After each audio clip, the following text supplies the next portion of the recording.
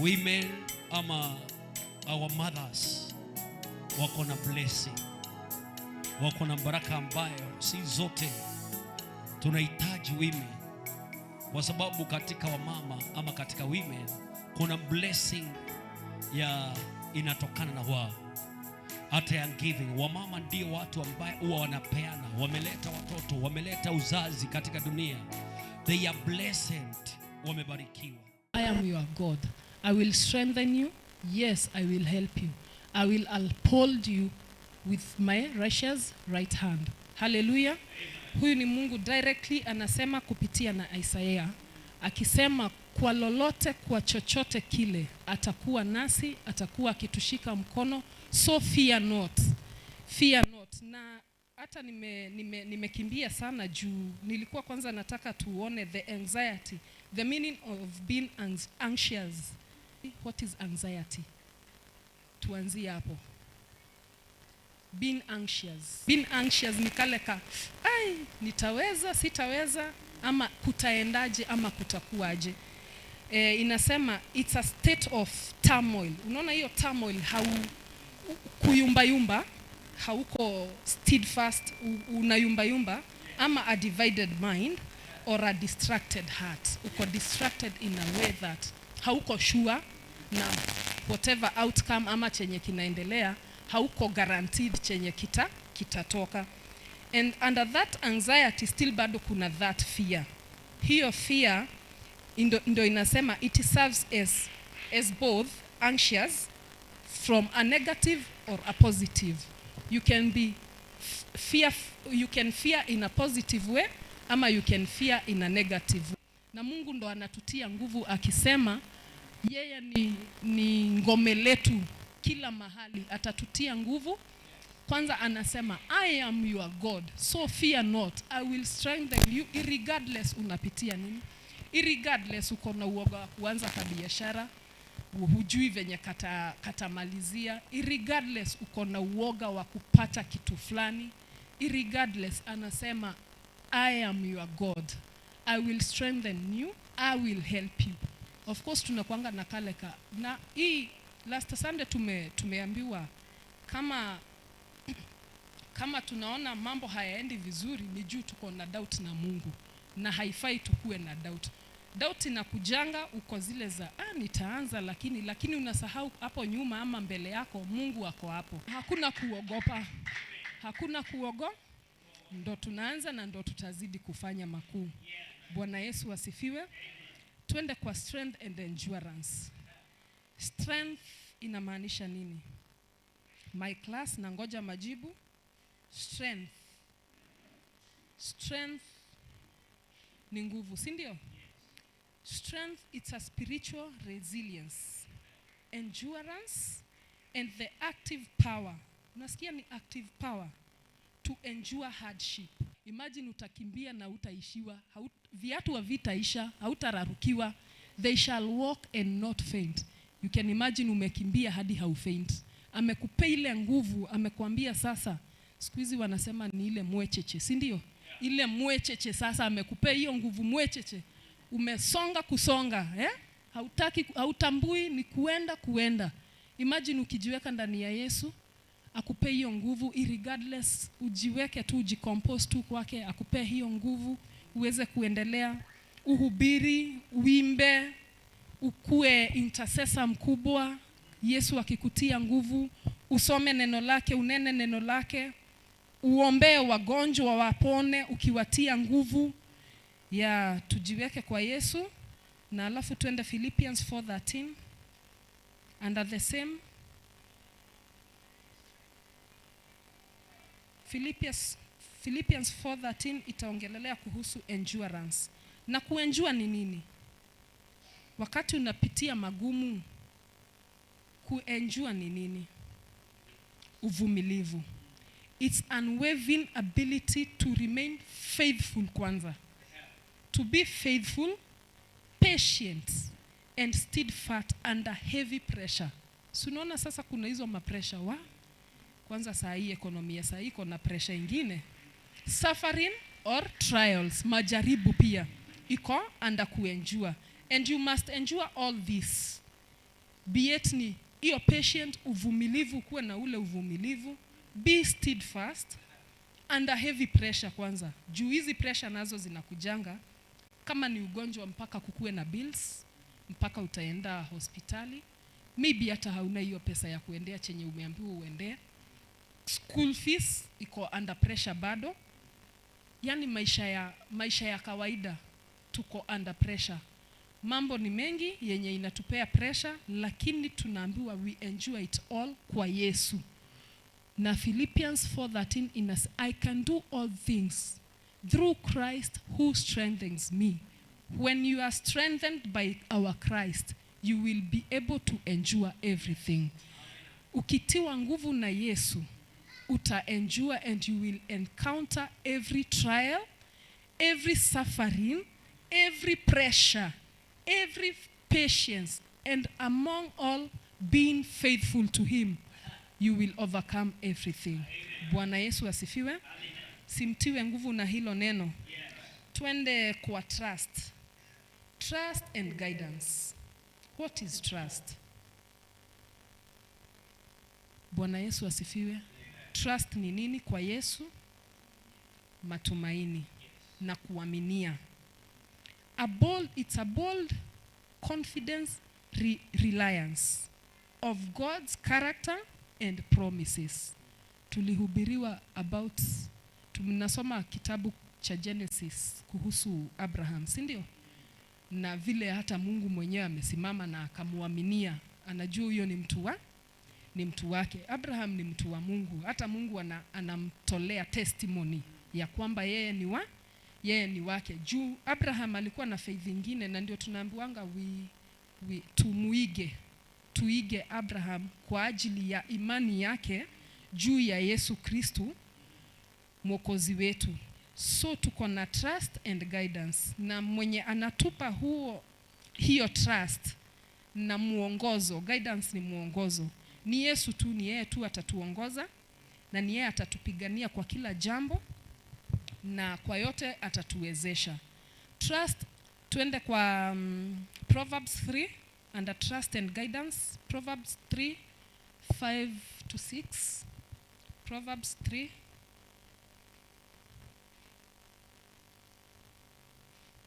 Proverbs 3:5-6. Yes, trust in the Lord with all your heart and lean not on your own understanding. Hapa nayo usijitegemee na kuelewa kwako. Muaminie Yesu, kabidhi yote kwake, na umuamini kila kitu atatenda. Juu pasipo kuamini hautaona any change, hautaona hata kutendewa. Juu haujaamini, hata ukipona bado haujaamini, unaona kama bado haujapona since haujaamini. So mtrust huyu Mungu, atakuneemesha na atakupigania. 26.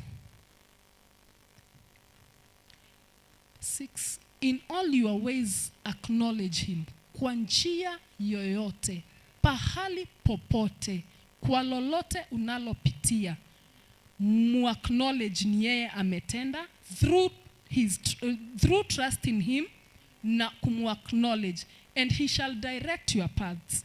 Hakuna siku ile Mungu atakupeleka kwa shimo uanguke kwa shimo, as long as anakuongoza, unamuaminia na unamuacknowledge. Atakushika kwa mkono kwa giza na kwa mwangaza, atakuongoza mahali popote pale. So fear not.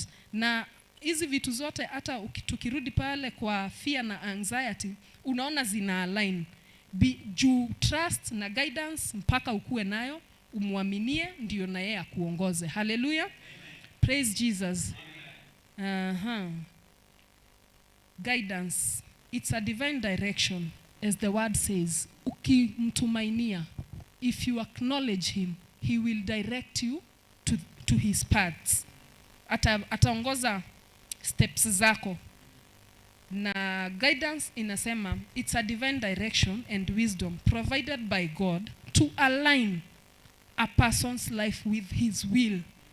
Underline to align persons. God ana-align maisha yako according to his own will. kualign ni kupanga, ni mpangilio. Anapanga maisha yako venye yeye kwa matarajio yake. Kiswahili. Ana align maisha yako kupitia yeye venye atakavyo. His own will. Will ni venye anataka yeye mwenyewe, si venye wewe unataka. Mungu amekupanga hivi na wewe unataka kupanga na huku. Akikupanga hivi, wewe pangika na usonge. Akisema nitakuweka hii situation for 5 good years. Juu mimi I've been in pain for 3 good years. Na sikuwahi give up. Huku mwisho ndo imekuwa na nimekuwa ni kama sasa nimeinua mikono, lakini for 3 good years nimekuwa in pain, so much pain. Pain unafeel ni pain, lakini unakuja saa zingine nalemewa hadi na kukuja church, but naambia Mungu nitie nguvu juu ya huo uchungu wa mwili. Na bado hatujaanza, tutakuja kupeana neno pia ya kutiana nguvu through healing, kupitia Yesu. Juu alitukufia msalabani na yote yakatendeka kwa ajili yetu sisi watenda dhambi, si ndio? Tutakuwa na hiyo session ya healing, na hapo sasa ndio nitawaambia mahali hata nilikuwa mgonjwa hata zaidi kwa undani. Bwana Yesu asifiwe. Tuendelee kutiana nguvu tukimwaminia huyu Yesu kwa ajili ni muweza wa yote. Haleluya. Hiyo ingine ni hope and peace. Hope and peace. And before tuende kwa hope and peace, wacha tuguze Romans 8. Romans 8 media 8:28.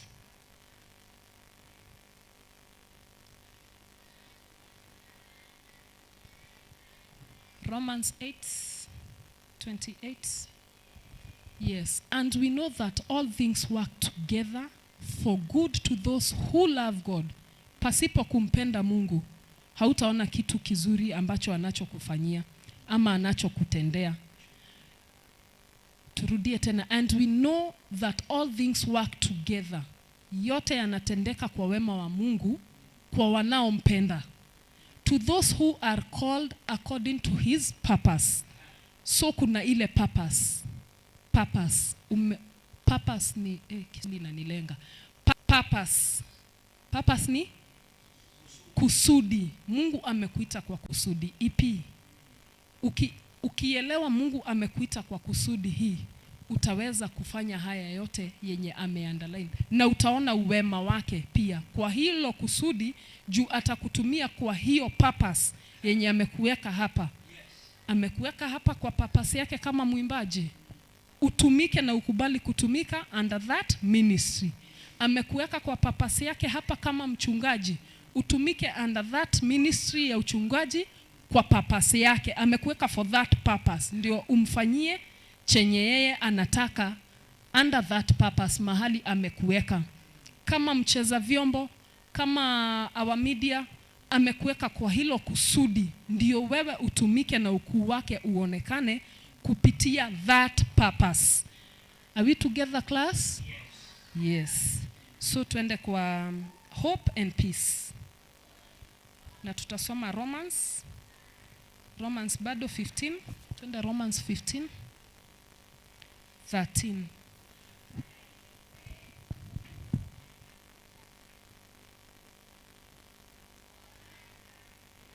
Bwana Yesu asifiwe.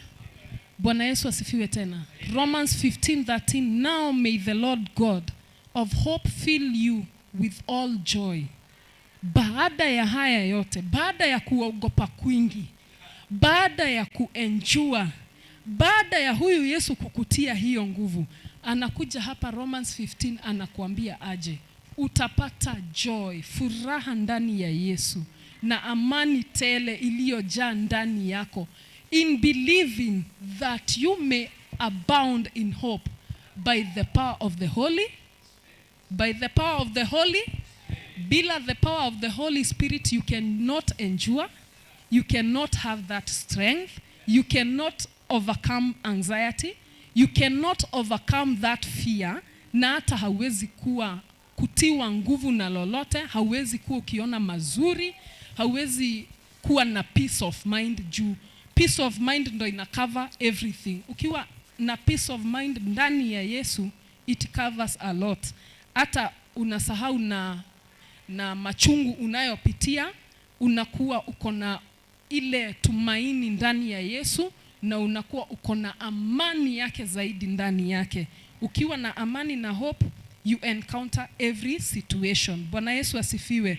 Na hope inamaanisha, kwanza inasema it's confident. Ukiwa na hope uko very confident, very unwaveringly, na ni expectation and absolute trust. Absolute si trust nusu, ni absolute trust imejaa. Absolute trust in the promises and characters of God. Kwanza inaketa characteristics za Mungu ni mingi sana zenye unafaa kujiweka ndani yake through hopes and through peace. Ukiwa na imani ndani ya Yesu, you will encounter so many things. Twende 1 Peter tuone imani yake. I mean peace.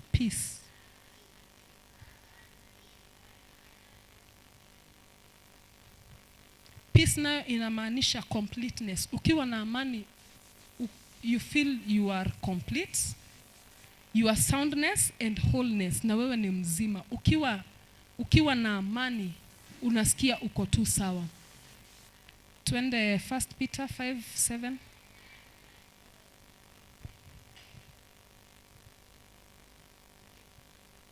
1 Peter 5:7. Casting all your care upon him.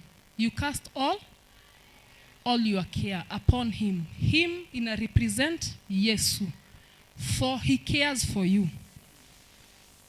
Cast your burdens unto Jesus, for he cares for me. Cast your burdens unto Jesus, for he cares for you. Higher, higher, higher, higher, higher, higher, higher, higher, higher, Jesus, higher. Ndio hii sasa. You cast all your burdens unto him. Matarajio yako yote mpatie huyu Yesu, na atakupigania na atakushindania kwa ajili wewe ni Mungu mkuu. Yeye ni Mungu mkuu asiyeshindwa. Na inasema ni completeness and soundness and wholeness. When you have peace, you feel whole. Hausikii kulemewa, uko na nguvu ndani ya Yesu, unaenjua anxiety, unaenjua fear, unaenjua hizo vitu zote zenye tumetaja. Ndani ya Yesu unapitia hayo yote ukiwa na imani, ukiwa na peace. Peace na Kiswahili ni nini? Ndio hiyo imani. Amani, yes, amani. Hope ndio imani. Yes, imani na amani zimeambatana hivyo. Imani na amani, hope. Imani na tumaini. Yes. Oh yeah, sure. Hope. Tumaini. Na ukiwa ndani ya Yesu, ukiwa na hilo tumaini, na hapo utaingiwa na amani. Amani, si ndio? Amani, yes. Amani utapata ukiwa ndani ya Yesu, irregardless unapitia magani, irregardless unapitia nini, ukiwa na amani ndani ya Yesu uta encounter yote. Bwana Yesu asifiwe. Bwana Yesu asifiwe tena. Naona bado nimebakisha 30 minutes. Nataka tuombe, tuingie kwa maombi. Aliye kama yeye, mwabudu katika wingi wa rehema zake. Yeye ameinuliwa juu ya vyote. Yeye ni mfalme wa amani. Yeye anaweza kufanya jambo lolote lile. Yeye ametukuka juu sana. Yeye ameinuliwa juu ya falme zote. Yeye ndiye Bwana wa mabwana. Yeye ndiye anayetawala. Hakuna mwingine aliye kama Mungu wetu. Father, we bless your holy name for who you are. You are indeed holy. You are indeed wonderful.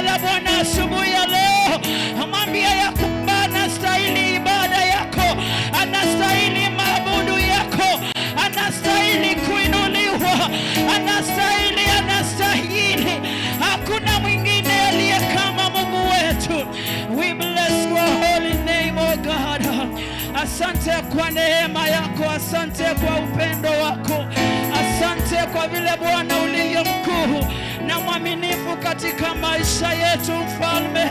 Asante kwa neema ambayo umetukirimia, asante kwa umbali umetuleta, asante kwa dhamana ya wokovu, asante Bwana umetuhesabia haki, asante kwa neema ambayo imevunja sheria, asante kwa yote Bwana umetenda katika maisha yetu Bwana wa mabwana. You are the rock of our salvation, you are everything to us, King of glory. We bless your name, King of glory. We bless your name. Lift up your head and tell God thank you. Mwambie Bwana ni asante kwa neema juu ya maisha yako. Mwambie Bwana ni asante kwa vile amekunemisha. Mwambie Bwana ni asante kwa vile amekuwa mwema sana katika maisha yako. Mwambie Bwana ni asante, amekupenda jinsi ulivyo. Mwambie Bwana ni asante, hajakuhesabia kulingana na makosa yako, hajakuhesabia kulingana na mambo ambayo umefanya, ila neema ambayo imevunja sheria. Yeye amekukirimia neema yake asubuhi ya leo, amekukirimia neema yake. You deserve judgment, you deserve condemnation, lakini Bwana akasema ya kwamba neema yangu na inatosha kwako, neema yangu na inatosha kwako. We bless you, King of glory. We bless you, Lord of lords. You are majestic in all your ways. Asante Mfalme wa rehema. Thank you because you are our Father. Thank you, Jesus. Thank you, Lord. Hallelujah. I believe we can do better than that. Hallelujah. Amen. Tell your neighbor we can do better than that. Amen. Tushangilie Bwana Yesu, shangwe na vigelegele. Shangwe na vigelegele kwa Bwana. Hallelujah. Haya, nipe shangwe na vigelegele kwa Yesu.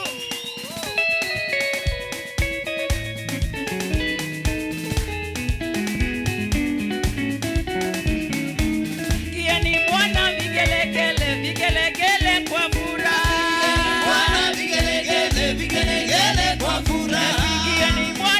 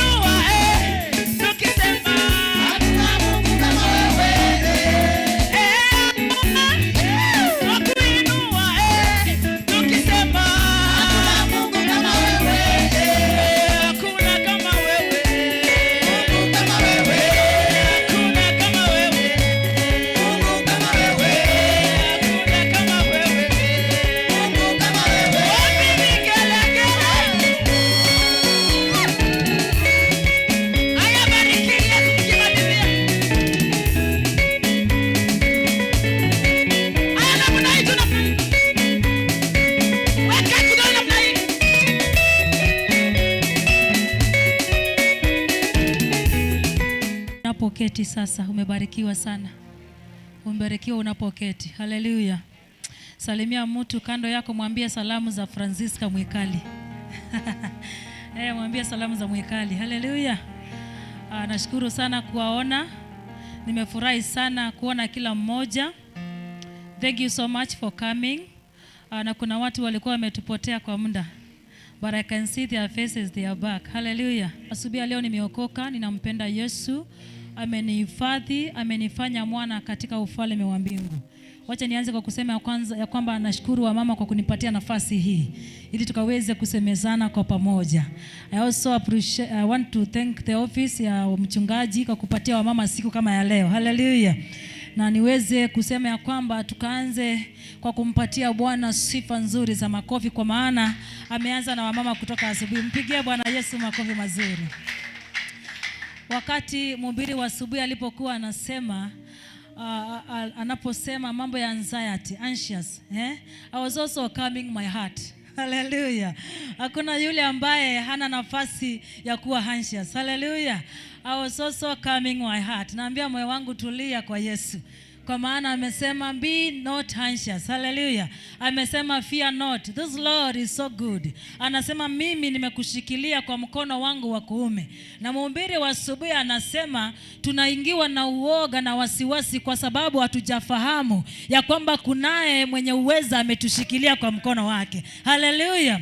The moment you get to understand that the one who is holding your hand is so powerful and is so mighty, you will have no place for being anxious. Hautakuwa na nafasi ya kuongopa. Kwa sababu ni mwanadamu pia. Utaongopa kiasi, lakini hautakuwa na nafasi because una imani. Ametuelezea kuhusu matumaini. Una imani. Hata mambo yaweje, kuna mmoja ambaye anashughulikia mambo haya. Hata mambo yawe namna gani, kuna mmoja ambaye anashughulika on my behalf. Hallelujah. Nilikuwa nataka niimbe wimbo kidogo tu. Unisaidie. Hallelujah. Unajua hii safari mwisho wake ni mbinguni. And huwa ninasema hivi kila wakati. The reason of us coming together like this is just to encourage one another, ili tuendelee vizuri katika safari.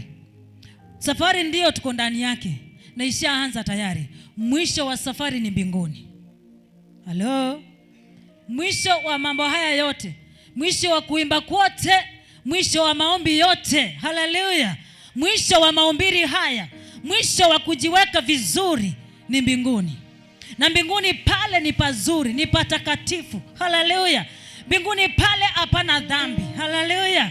Kwa hivyo nituombe ya kwamba tujawe na roho. Vile mhubiri wa kwanza alisema ya kwamba when the spirit now cometh inside of us, anaondoa yale mambo ambayo yanatoka katika uhusiano wa Bwana. Hallelujah. Na tunapata the energy and the strength to continue holding on. Hallelujah.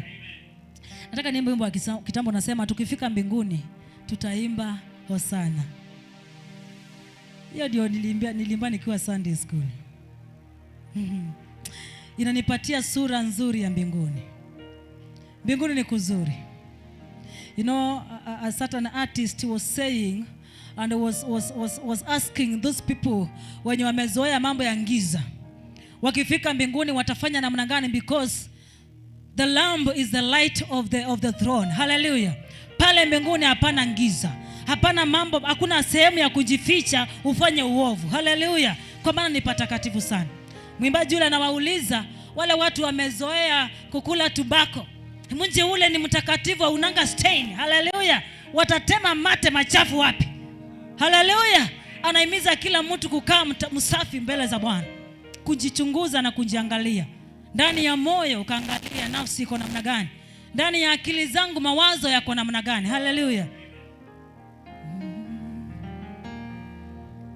Tukifika mbinguni tutaimba hosana. Acha nibadilishe kidogo. Umeshika Nisaidie tu kidogo. Alafu kuna sehemu ya mwisho natamani sana. Sijui kama utaniitika, nataka uniitike hapo mwisho.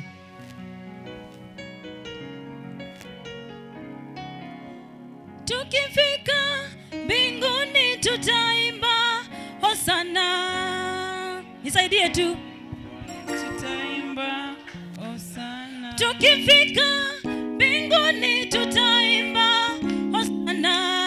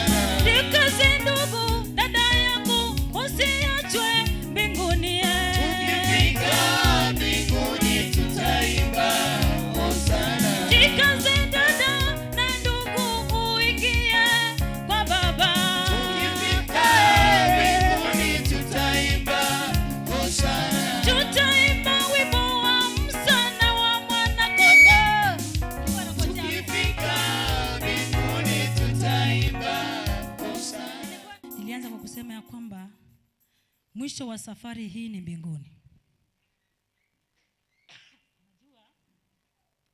Mimi kama wanadamu ninaweza nikaona ni kama wakati nimehubiri sana, ama wakati nimeomba, ama wakati nimeimba, hapo ndipo nimefikia kilele cha wokovu. La hasha. Kilele cha wokovu ni mbinguni kwa Baba. Safari hii yetu kunjinyima kwote. Unajua wakati mwingine kuna watu wameitiwa kazi nzuri iliyo na malipo mengi mazuri sana, ya kwenda mpaka Jumapili, lakini wakasema no, I'm not going to go to this one. I'm not going to choose this one because I want to come together with the brethren, tuweze kutiana njoto ya kwenda mbinguni. Kuna watu ambao hata hawangepatikana katika mikutano kama hii. Hallelujah. Because wangekuwa shughuli zingine ambazo zinawaletea mapesa vizuri, lakini wakachangua hapana, sitakwenda kule kwa sababu natamani ushirika wa wapendwa ambao tunaelezana mambo ya mbinguni. Hallelujah. Kilele cha mambo haya yote kujinyima kwote ni juu mbinguni kwa Baba ambaye alituumba kwa mfano wake. Wacha nianze kusema pale. Alituumba sisi tukifanana na yeye, na akatupenda na upendo mwingi sana, hata wakati tulipoondoka katika mapenzi yake akashuka mwenyewe duniani ili aweze kutuleta karibu na yeye. Bwana Yesu asifiwe sana. Akaona yule ambaye nilimfanya kwa sura yangu sasa amefika kiwango cha kuwa anapotea na ako mbali nami, akashuka akajifananisha na sisi ili aweze kutuelezea safari jinsi itakavyokuwa tukiwa karibu na yeye. Bwana Yesu asifiwe sana. Kilele cha safari ni mbinguni. Today I want to talk about spiritual hunger. Spiritual hunger. Shauku ya kiroho. Hallelujah. Shauku ya kiroho. Na the reason moyo wangu umetamani sana kukaa karibu na Mungu. Unajua there are some people we've been talking here and there. Mambo vile yalivyo personally, individually at personal level, mambo katika vile yalivyo katika maybe biashara zetu, mambo vile yalivyo katika hali za nyumba zetu, mambo vile yalivyo mangumu, yalivyo mazito hata katika mahali petu pa kazi. Hallelujah. Mambo tena vile yalivyo mangumu na vile yalivyo mazito hata katika nchi yetu ya Kenya. But nikaangalia nikaona ya kwamba wakati mwanadamu amejishughulisha na mambo yale yanayoendelea kando na ufalme wa mbingu, anauacha ufalme wa mbingu bila kujua. The moment I start concerning myself with the things that are happening around me, haya mambo yatanitoa polepole katika uwepo wa Bwana. Hallelujah. Na hapo ndipo nitakosa mbingu. Hapo ndipo nitakosa ufalme wa Bwana. Lakini kipindi nimejenga ndani ya moyo wangu tamaa na kiu ya kuwa na Bwana, hata mambo iwenje, moyo wangu utanikumbusha ya kwamba hapa sio mahali pako, duniani hii si yetu, hapa si petu hata kamwe. Hallelujah. Ulimwengu huu si nafasi yetu, nafasi yetu iko mbinguni. Hapa sisi ni wapitaji. Hallelujah. Hapa sisi ni wageni. Hallelujah. Na ni kama vile unapokwenda kwa rafiki yako umemtembelea, utaangalia masaa ya kurudi kwenu. Hello. Wakati umetembea, kwa mfano kuna siku tumekuwa na safari ya kwenda Meru. Sisi tulikuwa tunajua Meru hata kama tutatoka saa ngapi tunarudi Nairobi. Hallelujah. Hallelujah. Hivi ni kusema ya kwamba Mkristo duniani hapa yeye ni mgeni, na tuna safari ya kwa Baba. Hallelujah. And that's why Jesus said ya kwamba I am going to prepare a place for you, and when I am done preparing the place, I will come again and take you together with me. Sema amen. So that wherever I am, you are gonna be there. Hallelujah. Mahali anapotengeneza pakishaisha, anakuja kutuchukua. Bwana Yesu asifiwe sana. Ili mahali hapo na sisi tukue pale. Kwa hivyo duniani hii si petu. Lazima tukae kama wageni. Lazima tukae kama watu wanapita, watu ambao wanatembea. Hatutashiriki za dunia na mikono miwili. Tutaziangalia kwa macho tukijua sisi hapa si kwetu. So I want to read a verse from the book of Matthew chapter 5. I want us to start from there. I'm speaking about spiritual hunger. Na God is going to do us good. Matthew chapter 5 verse 6. Matthew chapter 5 verse 6. The Bible says, "Blessed are those who hunger and thirst for righteousness, for they shall be filled." Blessed are those who hunger and thirst for righteousness, for they shall be filled. Let us pray. Bwana Yesu, mkombozi wetu Baba, tunajiweka mikononi mwako asubuhi ya leo na mchana huu, tukiomba ukaweze kusema na maisha yetu. Sisi Bwana tunakutamani. Sisi Bwana tunaelewa ya kwamba hatuna nafasi Bwana katika ufalme wako usipoweza kuwa pamoja nasi. Usipoweka Bwana Roho wako Mtakatifu kuwa mwalimu pamoja nasi Baba, hatuwezi tukafikiria hata yale mawazo ambayo unatuwazia jemedari. Ndio maana tunajiweka kwako tukiomba mchana huu ukaweze kusema nasi, ukatufundishe Bwana, ukaweze mfalme wa ajabu kufikia kila mama, ukafikia kila mzee, ukafikia kila kijana na kila mtoto. Yesu, nitumie kama chombo chako Bwana, ukisema nami ukasema na sisi wote. Tunakuomba Bwana ukaweze kufikia kila mmoja. Tunasema kama yule Yakobo ya kwamba mfalme tunatamani Yesu wa ajabu tunapoondoka hapa tukaondoke tumebarikiwa na wewe. Sema na moyo wa kila mmoja katika jina la Yesu, sote tuseme amen. So I have said that I'm talking about spiritual hunger, ambayo nimeitranslate kwa Kiswahili nikasema ni shauku ya kiroho. Shauku ya kiroho. I hope nimetranslate vizuri. Yes, njaa ya kiroho. Hallelujah. Amen. Amen. Yes. Ni vizuri kusaidika pale. Nisije yes, njaa ya kiroho. Hallelujah. So we've started by reading the verse from the book of Matthew chapter 5 verse 6. The Bible is saying, "Blessed are those who hunger and thirst for righteousness, for they shall be filled." You know, I'm not going to talk about the physical hunger that we do experience each and every day. I'm not going to talk about the thirst that we are keeping water in front of our desk like this. Hallelujah. You know, this is something that you are going to experience every now and then. Hili ni jambo ambalo itanikujia sasa na hata na baadaye. Haitaondoka. Ndio maana Yesu akamjibu yule mwanamke pale kisimani. I believe it is in John chapter 4 verse 13. Akasema ya kwamba atakaye yanywa maji haya, haleluya, ataona kiu tena. Bwana Yesu asifiwe sana. Ila yeyote atakaye yanywa maji nitakayompa mimi, huyo ni maneno ya Yesu, nitakayompa mimi hataona kiu tena. Haleluya. Atakaye yanywa maji ambayo Yesu mwenyewe anapeana, Biblia inasema ya kwamba ndani mwake kutafanyika chemichemi ambazo maji ya uzima wa milele. Hallelujah. This is the water that I'm talking, this is the hunger and the thirst that I'm talking about. That inside of our hearts there is going to be a hunger and thirst that is going to bring persistence and deep longing. Hallelujah. Ile kutamani sana, desperate need for God. Ile kutafuta Bwana kwa kiu ya ajabu. Kiu ambayo hata mtu hawezi akajielezea. Hallelujah. You know, when I start talking about this hunger, nina imagine katika Biblia kulikuwa na mwanamke mmoja alikuwa anaitwa Ana. Bwana Yesu asifiwe. Ana alikuwa anaitwa mama tasa. Watu hata walisahau ya kwamba ako na mume wakamuita jina ya pili ya mumewe. Walisahau ya kwamba ni binti ya mtu wakamuitanisha pia na jina la baba yake. Hapana, walimuitanisha in accordance to the situation that she was in.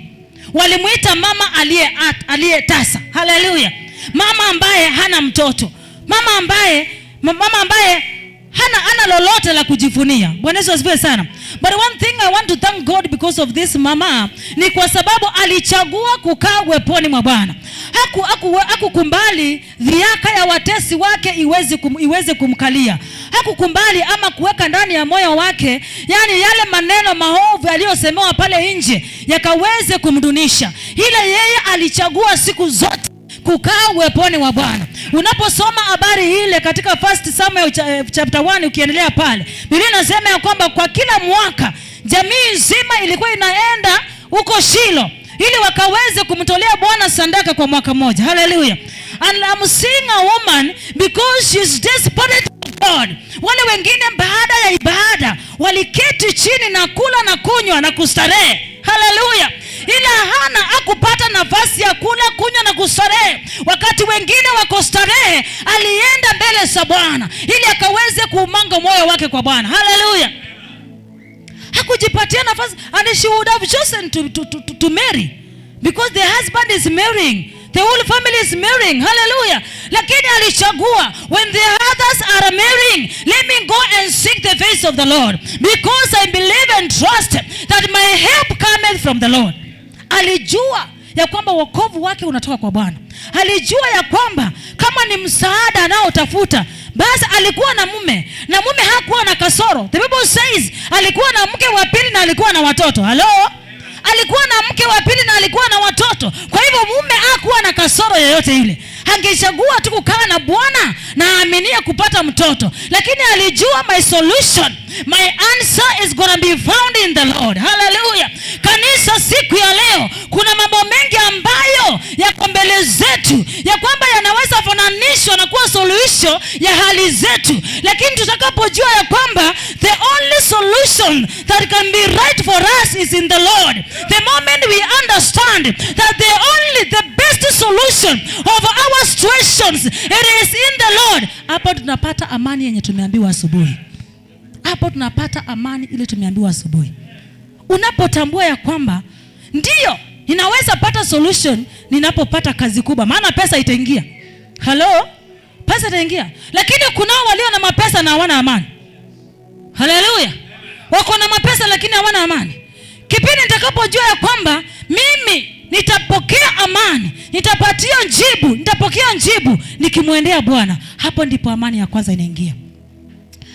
Na wakati ule ninapoongea kuhusu spiritual hunger, I'm also remembering a woman ambaye tuliambiwa ya kwamba alikuwa katika ndoa kwa miaka 7. She was a prophetess. Alikuwa kwa ndoa kwa miaka 7. Na mwanamke yule baada ya mume kuaga alichagua kukaa nyumbani mwa Bwana. Hallelujah. The Bible records that for 84 years she stayed in the house of God, serving the Lord through prayer and fasting. Hallelujah. Si kwamba hakuwa na jambo lingine la kufanya. Angechagua kwenda kutafuta bwana wa pili ili maisha yaendelee kawaida, lakini akatambua ya kwamba my only solution in this life, it is in the Lord. Akakimbia nyumbani mwa Bwana kutafuta uso wake. Hallelujah. So spiritual hunger, if I can say, it is a profound divine desire for spiritual intimacy. Hello? Representing as an intense craving. An intense craving for God's righteousness and His will over worldly satisfaction. Hii shauku ni kwamba moyo wako unatamani kabisa kuwa na ushirika na Mungu. Ushirika ambao na hii tamaa inatoka kwa Bwana. Wacha niseme hivi. Because when you plan yourself to build the desire, if it is not coming from the Lord, it is not going to last. Hallelujah. But if you ask the Lord now to give you the desire to remain in His presence, it is gonna come because it is the desire for Himself. Bwana Yesu asifiwe sana.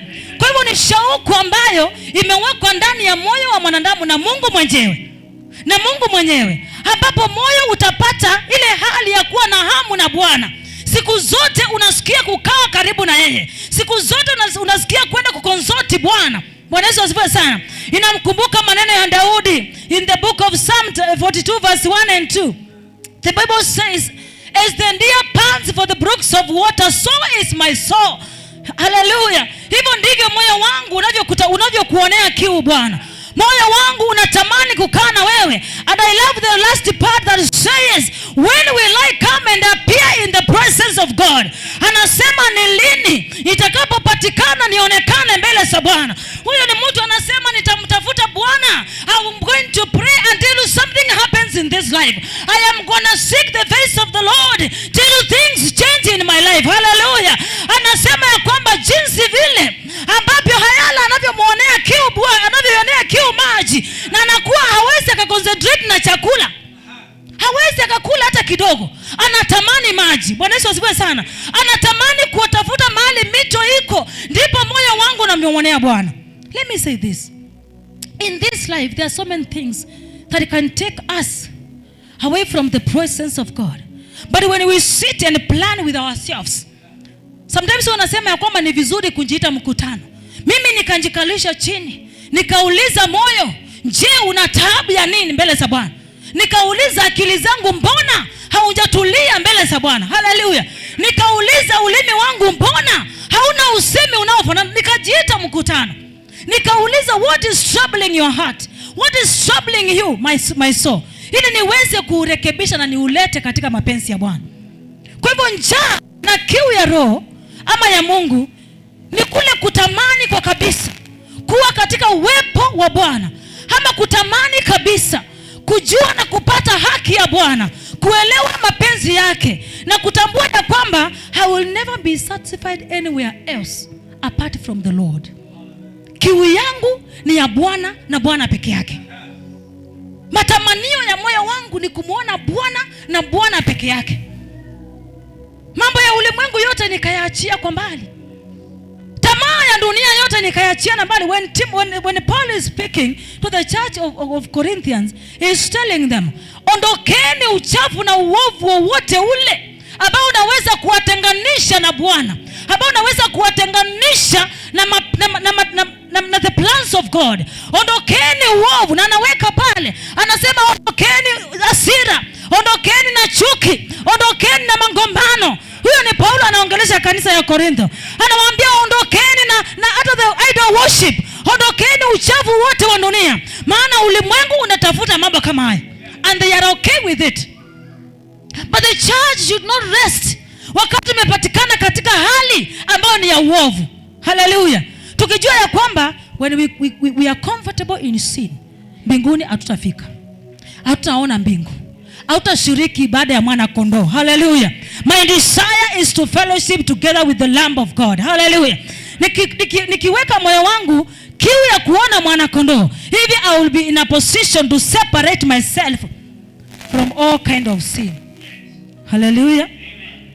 So hungering and thirsting for God is a profound divine desire for spiritual intimacy, representing an intense craving for God's presence, His righteousness, and His will over worldly satisfaction. I can say it is a persistent, deep longing for, great need for the living God. Desperate. Unamtafuta Bwana bila kuchoka. Unamtafuta Bwana na kiu ambayo haiishi. You know, when Jesus is talking about this, he's talking about the water that is going to give, a water that is going to be welling up eternal life. Anaongelea kuhusu roho wa Bwana.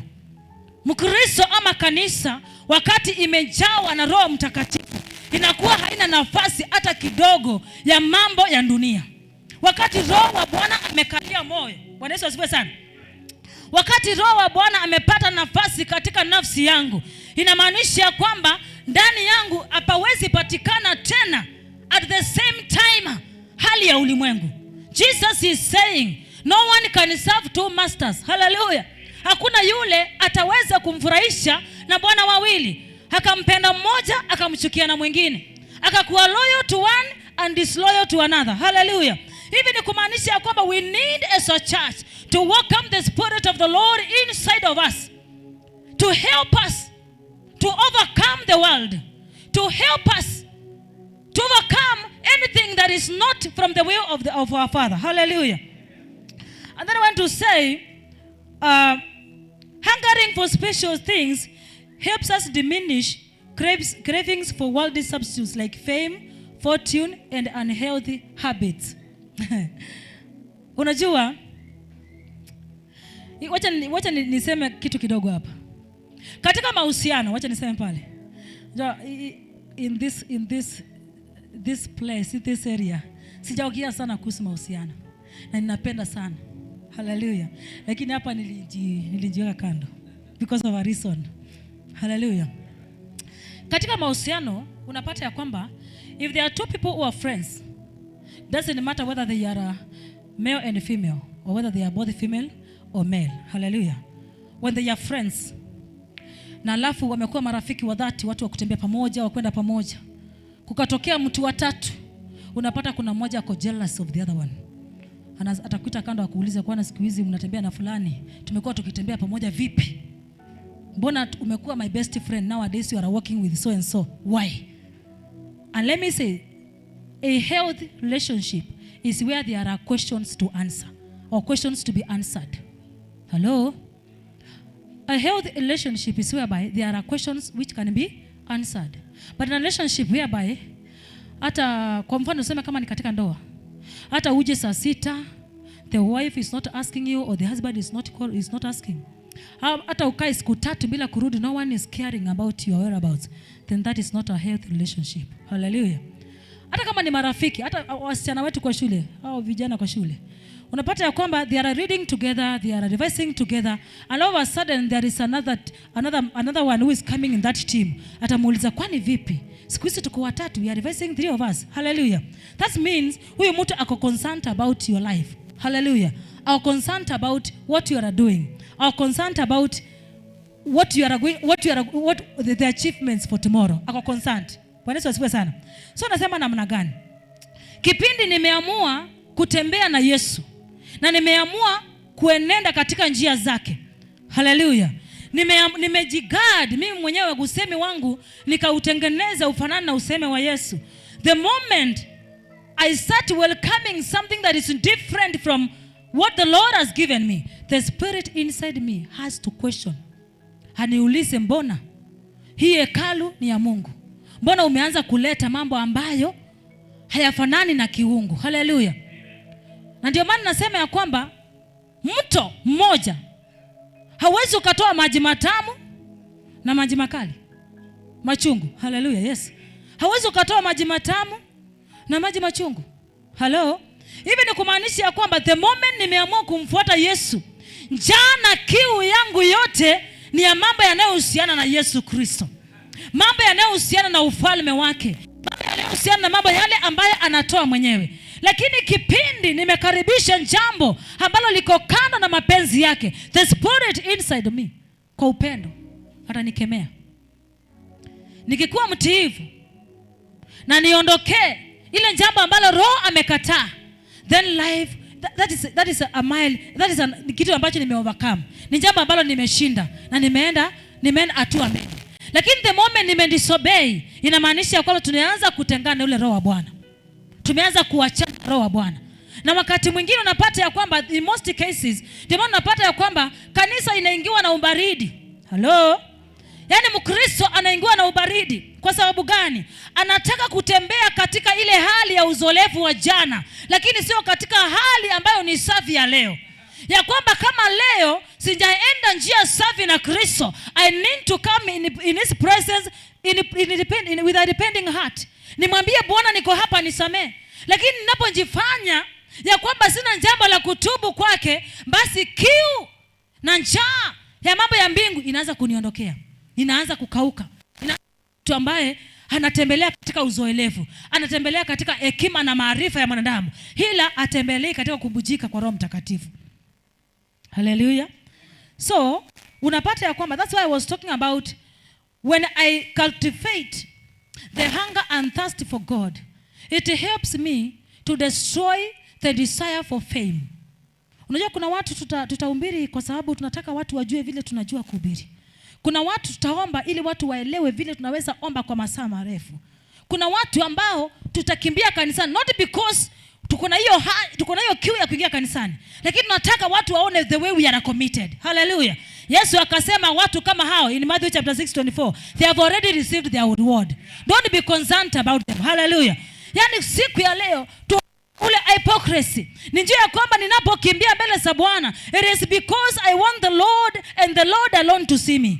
Ninatamani nipatikane mbele ya uwepo wake ili yeye anihudumie jinsi ya vile anavyotaka na mimi. Hallelujah. Anihudumie, aseme na moyo wangu jinsi anavyotaka na mimi. And also inatuondolea some unhealthy habits. Habits ambazo mtu anaweza beba tabia na ajui. Tabia ambayo kabisa si ya kiungu, lakini ameibatiza ikafanana na kiungu. Namna gani nayo hii? Hallelujah. Haujiona mtu mwenye kitu ya kwanza akikuona tu atakwambia kuhusu fulani.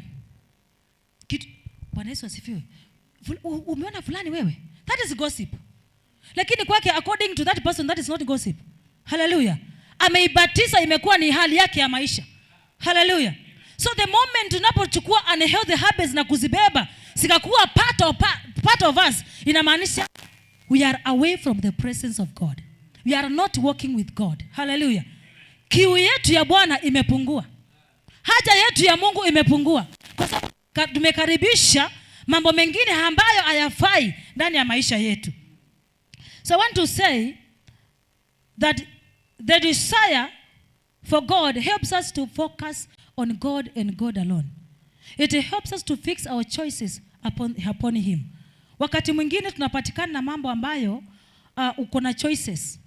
Uko na choices. Hata siku za leo utakapoitiwa kazi, utaangalia kwanza kama kazi iko mbali ama ni mimi ndio nitaama. Hallelujah. But with God is only choice. Hakuna pili ati nitachagua Mungu baadaye, ama kwanza nitachagua kazi kwanza alafu Mungu baadaye. He has to be our choice and our choice alone. Unajua kuna vijana katika Biblia ninapenda maisha yao sana. Hao vijana walikuwa wanaitwa Meshach, Abednego and Meshach. Hallelujah. Hao vijana walijiweka katika hali ambayo ilitambulika na kila mtu. Kila mtu alielewa ya kwamba hata muwaletee urithi unafanana namna gani, hata muwaletee mamlaka, because walikuwa watu katika mamlaka. Walikuwa watu wamewekwa katika mamlaka. Ninaona mashtaka yanapokuja in the book of Daniel chapter 3. See chapter 3 from verse 12. Waliletwa katika mashtaka.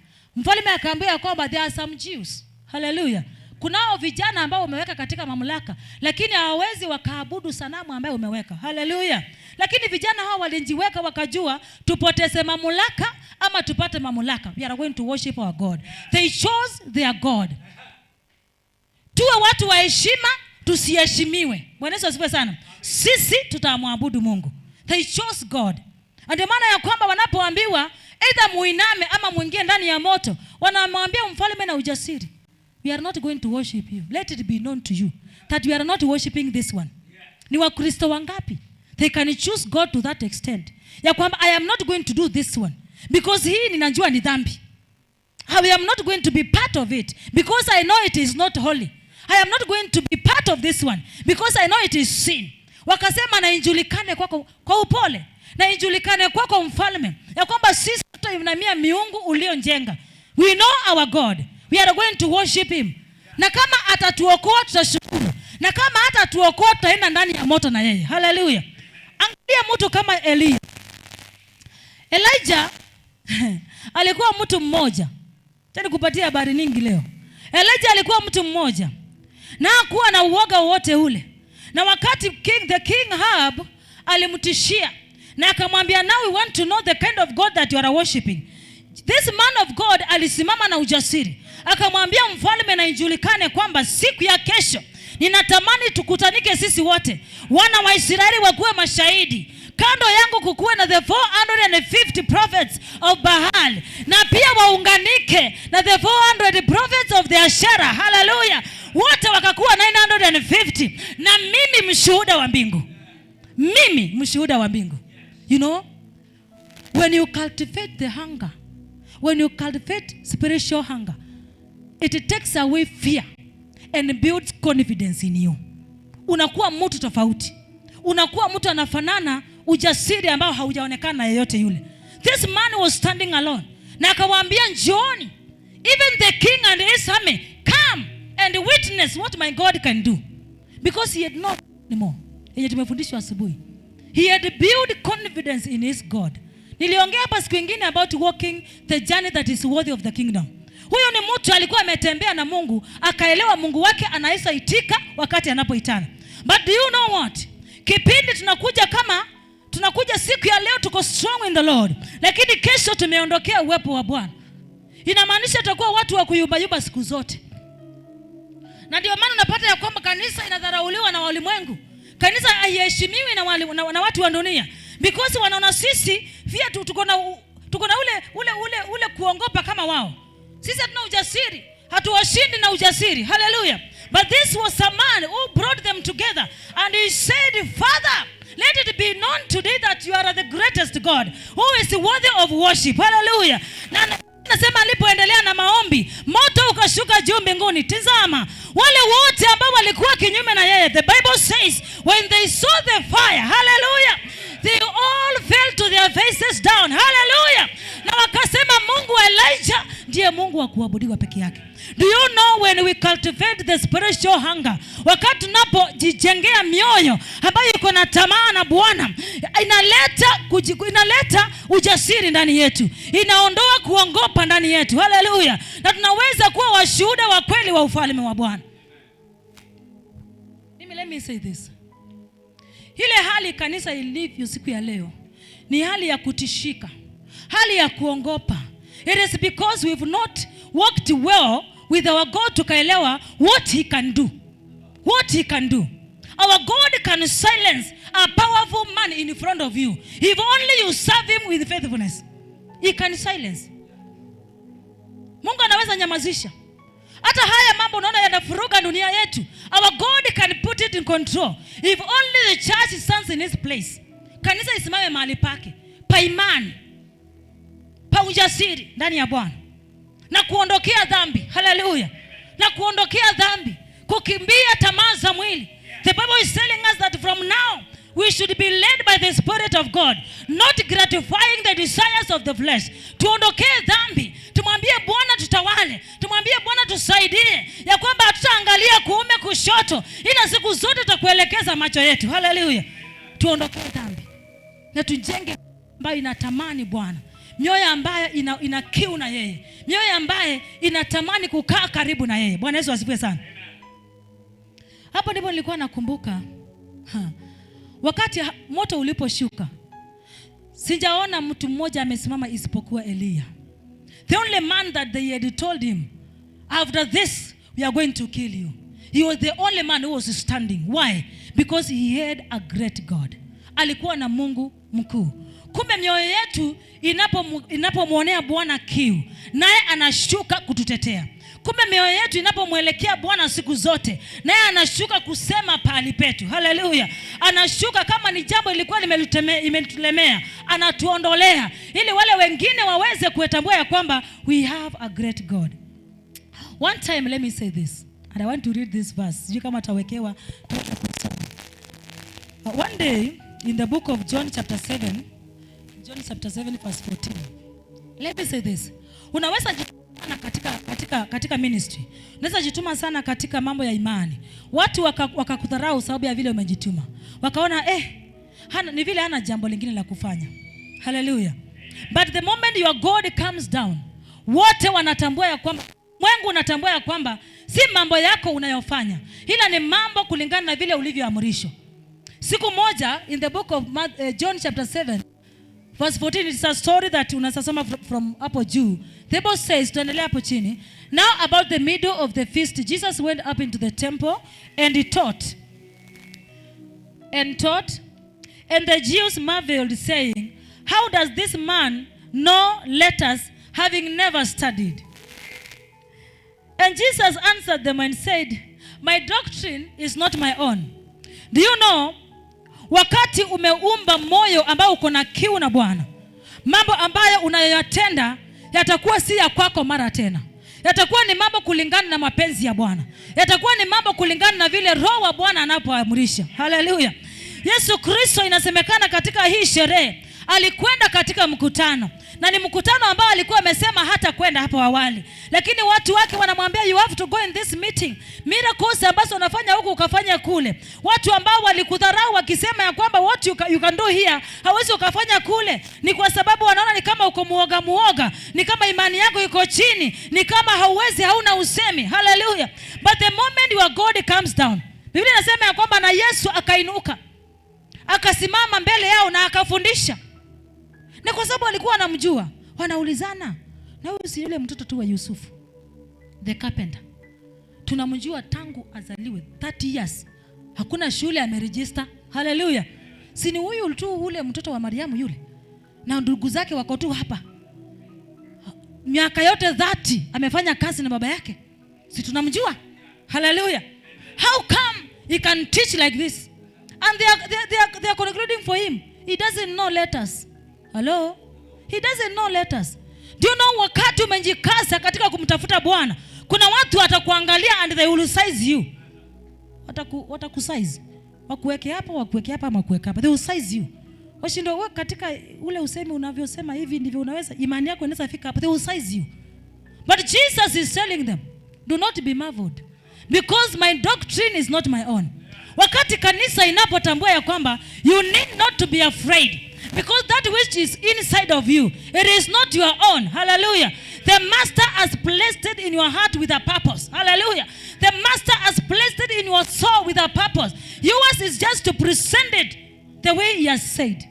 I want to encourage the church today ya kwamba vile tumefundishwa, usikalie katika kuongopa, usikawie katika hali ya tashwishi, because whatever you've been called to do not be afraid. Wewe simama na ufanye. Hallelujah. Because we are not the one who is living. You are not the one who is ministering. The Bible says we are no longer living anymore, but Christ is living inside of us. Kama wewe ni muimbaji, usikaseme nitaimba namna gani, sijaenda katika mafunzo. Kama wewe ni muombezi, usikaanze kujianalyze, ujiulize maswali. Just present yourself the way the Lord has given you the ministry. Bwana Yesu asifiwe. Unajua, wakati tunapojenga kiu na njaa ya kiroho, mambo haya ya uonga yote yanapotea. All fears disappears. Hallelujah. And inside of us there is built confidence with the Lord. That nitasimama nitahudumu, nitasimama nitasema, nitasimama nitafanya, because it is not me. It is the Spirit who is doing inside of me. Bwana Yesu asifiwe. Njaa na kiu ya Bwana. You know, mimi nilikuwa naangalia hao vijana wakiwa watatu, nikauliza, hata na Elijah, nikauliza ni nini ilimpatia energy ya kuambia the king, you and the son and the children of Israel and the prophets of Baal, and he is alone like this, and those from the Asherah, please come, let us meet. It is because he had walked with God for some time, and he had known, he had built trust with his father. Tumefundisha kuhusu matumaini asubuhi. Hallelujah. He had built trust with what his God can do. He knew when I call my father today, he is going to answer. When I ask him to show himself before you, he is going to show himself. He knew that. But the moment tumeondokea Bwana, tunakosa uhakika na yeye. Hallelujah. The moment tumekaa mbali na uwepo wa Bwana, tunakosa uhakika na yeye. So inabidi tutamani siku zote kukaa na Bwana. Tutamani, tujenge mioyo ambayo iko na kiu na yeye. Kama ni katika ushirika, kama ni katika maombi, kama ni katika neno la Bwana, kusoma neno, tutamani kujenga ushirika na yeye. Ili katika ushirika ule tunaofanya na Bwana, sisi tukatokea tukua na ujasiri. That level yenye ilikuwa imefika Elijah, you cannot reach that level when you are far from the presence of God. The level yenye ilikuwa imefika Meshach, Abednego, you cannot reach that level when you are far from the presence of God. And how are you going to be found in the presence of God if you are not having that hunger and thirst for him? It is impossible. Hallelujah. It is impossible. So just like for the shortest time possible, I want us to know, how can we build? How can we cultivate? How can you bring to you the hunger and the thirst for God?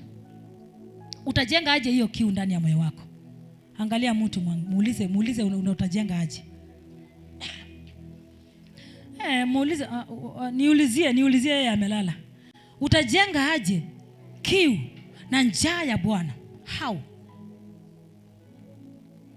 It is not just running the physical running. Hallelujah. Because spiritual hunger is personal intimacy with your God. Personal relationship with your Creator. Hallelujah. How am I going to cultivate this hunger? Nitajenga aje huu moyo ambao unatamani Mungu? Kiwango ya kwamba nitakaa kwake bila kuchoka. Nitakaa kwake bila kuondoka. Nitakaa kwake bila kuacha. Hallelujah. Kwa hali zozote, wakati nimeshiba na wakati niko na njaa. Hallelujah. Nitakaaje kwa Mungu wakati niko mgonjwa na wakati niko mzima. Hallelujah.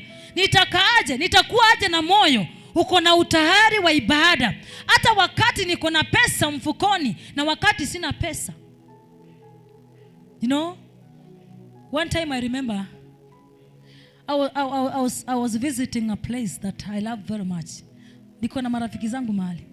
And that day I just felt like nipita kwa madhabahu bila viatu. So I left my shoes. Hallelujah. Na ninapenda leso, nikajifunika leso. Na ni watu walikuwa hawajaniona kwa wakati. Muda mrefu sana hawajaniona. So when I came and I'm the one who is preaching, nikajifunika leso. So after ibada, a lady said na tuunganike tununulie mtumishi wa Mungu viatu. To me it was a blessing one because niko na one shoe plus. Hello? Niko na one shoe plus. But then I wanted to know, wakati ninaposema nina Mungu, Mungu ataangaliwa kulingana na vile nimevaa? Hallelujah. Are we going to measure the level of spiritual growth kulingana na vile unavaa? Hello? Haitawezekana. Ndio maana tunasema ya kwamba mtu asikaseme ya kwamba sina nguo ya kwenda kanisani. Ati sina sandaka. Hakuna. Hiyo yani yale mambo tunafanya physically hayezi ikamesha kama uko na Mungu ama una Mungu. Utanitambuaje kwamba nimeokoka? Hallelujah. Si vile niko na sauti nzuri, si vile niko navyo, lakini kulingana na vile Mungu anafanya ndani yangu na anafanya pamoja na mimi, ndani na pamoja na mimi. Hallelujah. Niwe nina kiatu sina kiatu, niwe nimeshuka sijashuka. Hallelujah. Niwe ninajua Kiingereza sijui, nimeenda shule sijaenda, kulingana na vile Bwana anafanya ndani yangu na pamoja nami. So I need to seek God. Nitafute uwepo wa Bwana ili akuwe karibu na mimi, nami nikuwe pamoja na yeye, nikuwe karibu na yeye, nimuelewe. Hallelujah. Ili ya kwamba nikimuita aitike. Mwambia mtu Bwana Yesu asifiwe. Mwambia mtu Bwana Yesu asifiwe. Umemwambia? Ameamka basi. Hallelujah. So how do you cultivate this hunger or thirst for God? One is by intentionally seeking God. The word here is intentionally. Unaweza tamani kuomba kama vile wanaomba. Unaweza tamani kuimba vile wanaimba. Unaweza tamani kuhubiri vile wanaimba. But how do you cultivate your relationship with God? By intentionally seeking Him. By intentionally I mean unachagua. Hallelujah. Inakuwa yes, I am busy, but I need to seek God. Hallelujah. Yes, I am busy. Kazi inanihitaji, but I need to seek God. Ndio jamii inanihitaji, but I need to seek God intentionally. You create time for God. This is by creating time for God. So I want to say, intentionally seeking God, one is by actively spending time in prayer. Actively spending time in prayer. My brother, my sister, for me to build that spiritual intimacy with my Creator, I need to constantly talk to Him, because prayer is talking to God. I need to constantly talk to Him. The Bible says, pray without ceasing. And also when you read in the book of 1 Thessalonians chapter 5 verse 17, that is what is saying, pray continually. But Colossians chapter 4 verse 2, the Bible says, devote yourselves to prayer. Devote. Jipeane. Hallelujah. Devote yourselves to prayer, being watchful and thankful. So you create time for prayer. Niongee na baba yangu, nijue anasema nini na mimi, ako na mipango gani na mimi. Hallelujah.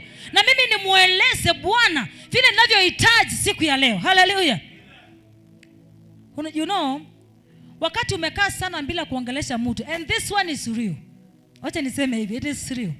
Umekaa sana bila kuongelesha mtu, hata mtakapopatana you will have no stories to talk about, because hujui vile mliachana ndivyo alivyo ama alibadilika. Itakuwa tu habari yako mzuri sana.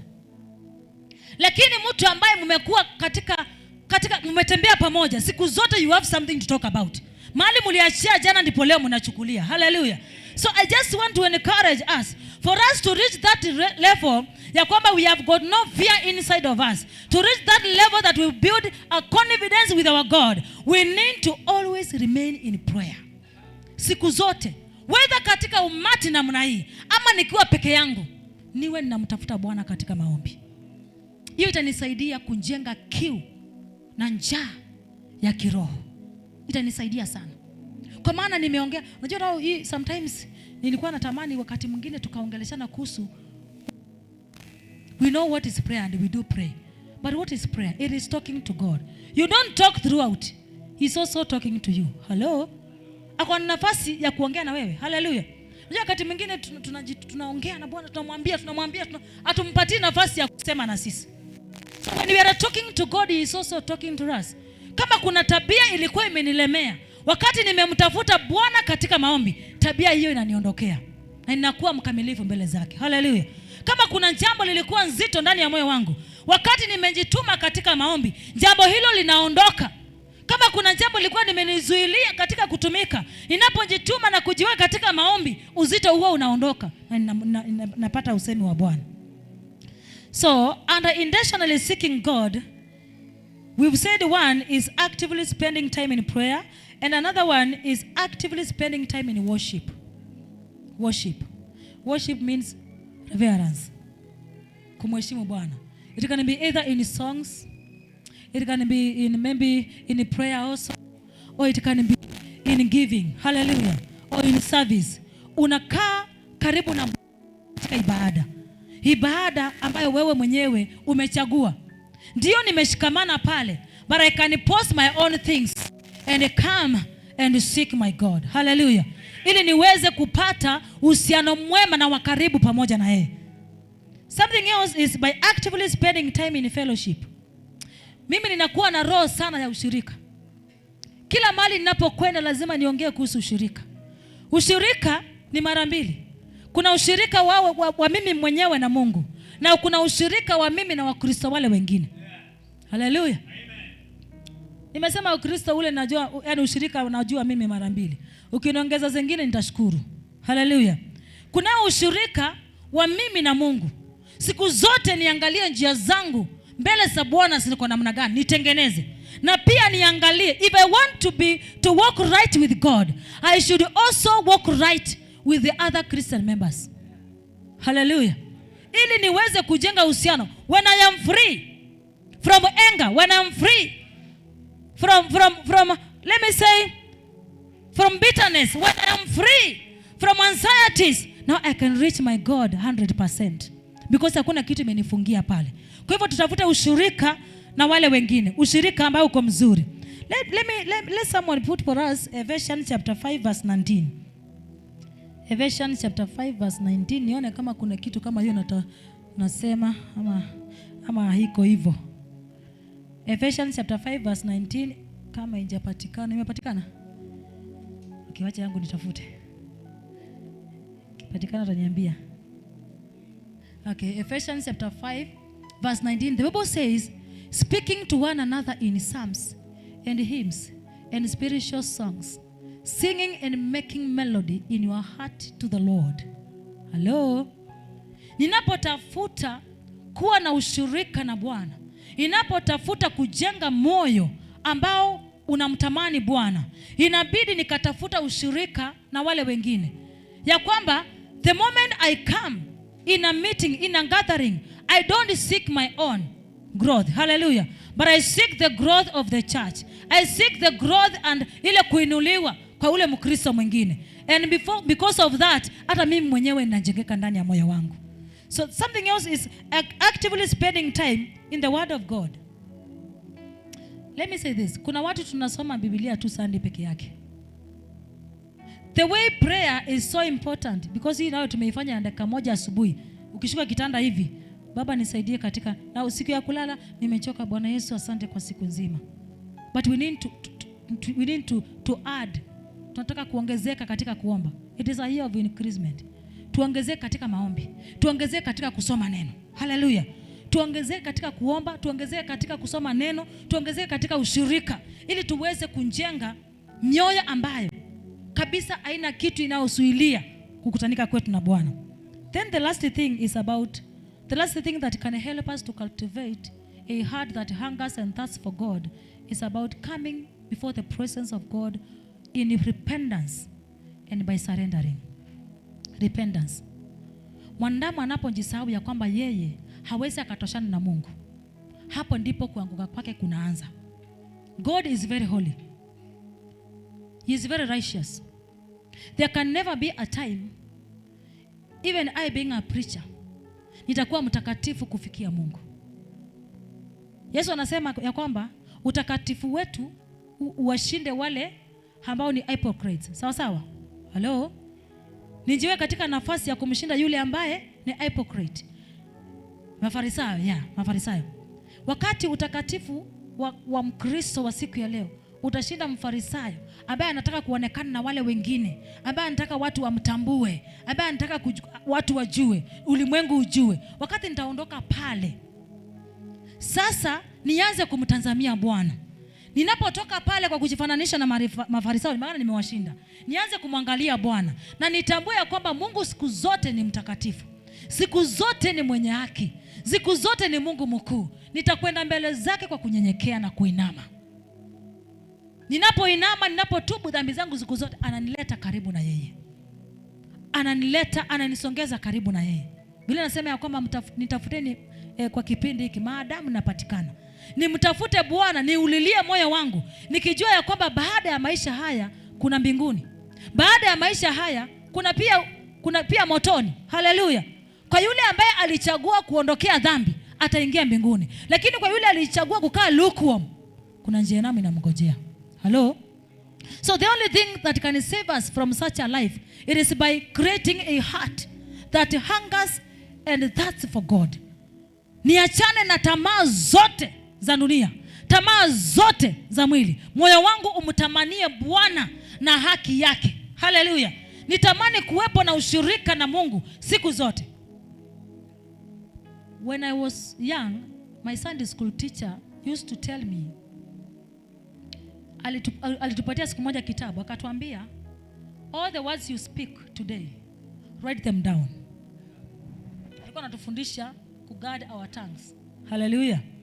All the words, every word that you are going to speak. Unajua wakati mwingine wanafunzi tuko darasani unapata ya kwamba hatuna nafasi nyingi ya kuongea. But when you are outside, una make sure unahesabu maneno yako. You have to count your words. Because ukiongea sana utamwandikia sana. Na alisema Mungu anaona. Huwezi mwandikia maneno machache. Hallelujah. Usimwandikie maneno machache, mwandikie maneno yote yenye ulisema. So alikuwa anatufundisha ku guard our tongues. Nikisema hivi na rafiki naenda ninaandika vile sorry yote nimempatia. So I had to guard myself. Even kumaanisha nini? For us as a church today, if we want to reach that level of meeting our God, we need to guard ourselves. Tujiepushane na mambo ya ulimwengu. Niseme hii njia sitapita, I choose God. Niseme hili neno sitalisema, I will choose either to be quiet ama nitafute vile Bwana atakavyosema. Hallelujah. Niseme mawazo haya, I will not encourage such thoughts. Kuna watu wengine ni wasafi sana katika kusema, lakini mawazo ni machafu. Mawazo yatakosesha mtu mbinguni. Hallelujah. And that's why Yesu anasema ya kwamba siku hiyo ya mwisho, wengine watakuja watasema, Bwana, tulitoa mapepo na jina lako. Atasema siwajui. Hallelujah. It is because such a person, nilijiweka mtakatifu mbele ya watu, niliongea vizuri, nilitenda vizuri, lakini mawazo yalikuwa machafu. The Bible says, do not be conformed to this world. Allow your mind to be washed. Allow your mind to now start thinking about the things that the Lord has given us. Kanisa ya siku ya leo, I just want to encourage us ya kwamba tuangalie ni nini hicho ambayo moyo yetu inatamani sana. Nini hicho ambacho tuko na kiu nacho sana kushinda Mungu. Nijipime mwenyewe. Ni nini ambacho ninatafuta sana kuliko Mungu? Ni jambo gani ambalo natamani kwa sana kupata kuliko utakatifu wa Bwana? Na nijiulize na nijiangalie. The only thing that can help us today ni kuwa na kiu na njaa ya Mungu. Tunasema uchumi ni mbaya, lakini kutafuta mapesa kusiniondoe katika utakatifu wa Bwana. Hallelujah. Afya inaweza kuwa mbaya because we are under the sun. Lakini kutafuta matibabu kusiniondoe mawazo yangu katika kumwabudu Bwana. Hallelujah. Hallelujah. Kuna mambo yanaweza tokea katika ndoa, katika jamii, lakini mambo hayo yasiniondoe katika mapenzi ya Bwana. Hallelujah. Niurudishe moyo wangu katika kumtafuta Bwana, katika kumtamani Bwana. Hallelujah. Niambie moyo wangu kutoka leo, hakuna jambo lingine utatamani ila huyu Bwana ambaye anaweza. Amen. Pigia wa sister makofi. Thank you sister. Tamaa ama the anger, the spiritual anger, ni ile kuwa na tamaa ama kuwa na njaa ya Mungu. Biblia inasema blessed is the man who is anger for the righteousness. Hebu niweke hiyo alafu tuanzie hapo ndio nimalizie tuombe. Nataka kuombea watu. Hiyo tu Matthew chapter 5 verse 6. Because tukiwa na njaa, we need tuwe na njaa ya neno la Mungu na ile kiu ya neno lake Bwana, na tutapata hiyo kiu. Anasema blessed are those who are hunger and thirst for righteousness. Blessed, number one, kubarikiwa. Eri mtu yule ambaye aliye na njaa na kiu ya haki. Blessing ni hii, for they shall be filled. Wataweza kujazwa, wataweza kubarikiwa. So nataka tuambie Mungu aweze kutusaidia today. Inamisha uso wako, ambie God, nataka niwe na kiu na njaa ya neno lako ya haki, the spiritual hunger. Mara mingi tunakuwa na shughuli nyingi, tunakosa kuwa na tamaa ya neno. Lord my glory, I pray. Mara mingi tunakuwa na vitu nyingi katika akili zetu, tunatukosa kuwa na kiu. Daudi akasema kama vile ajala, hivyo ndivyo nilio na kiu. Kama vile ajala akiwa katika njangwa, hivyo ndivyo moyo wangu ulio na kiu na neno la Bwana, la kiu na Bwana. Na anasema eri mtu yuko, kwa sababu atakuwa filled. Go before the Lord and tell God. Wengine kiu imeondoka, wengine tamaa imeondoka, wengine mambo mengi yameondoka, lakini ambia Bwana akusaidie. Thank you Lord. Thank you Jesus. My soul thirsts for God, for the living God. When I come and appear before God, my tears have been for my food day and night. Well, they continually say to me, where is your God? My fast to him, my fast. I want to be fast because of righteousness. I pray because of thirst on these people. I pray because of the thirst. The anger of the Lord upon us, upon the church. I pray because of the hunger. I pray, Lord, my King of glory, go before the Lord and tell God, my King of glory, I want you, Lord, I need you, King of glory.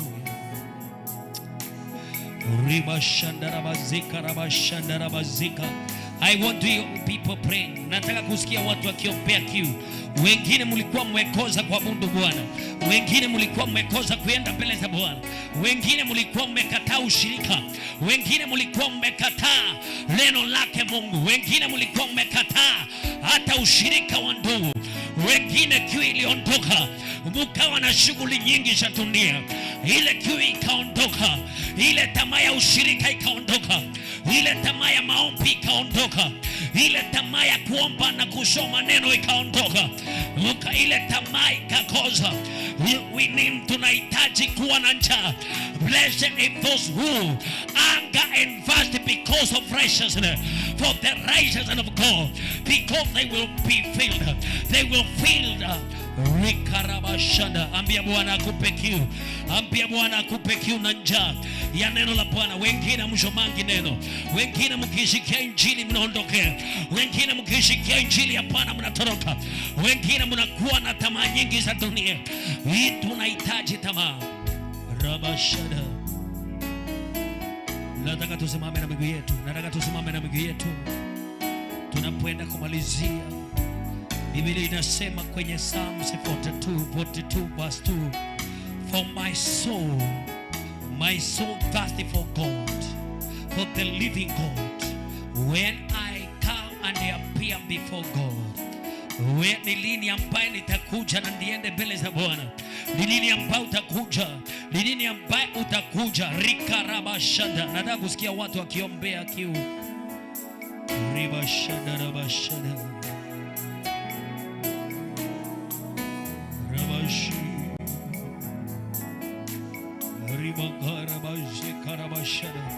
Ninasikia kuna watu wanafungia ile neno la Bwana. Wengine mioyo yao imekuwa mizito mno. Wengine hata kuomba wameshikwa na shughuli nyingi za dunia. But now I want to hear people pray. I want to see young men and young women empowered, walio na kiu na njaa la neno la Bwana. Mwimbaji akasema, my soul I'm thirsty for my God. I'm thirsty to the kingdom of God. I want to rikarabashika. Ambia Mungu akusaidie. Hungry and thirsty, they are my soul, fatten in them. Ambia Mungu akusaidie. Hili kiu ije ya maombi, hili kiu ije ya kuimbia Bwana, hili kiu ije ya kuabudu Bwana, hili kiu ije ya kutafuta uso wa Bwana, hili kiu ije rimakarabashika. Hamjafika kipimo ambayo ile inatakana. Rimashadabaka. Ile ayala.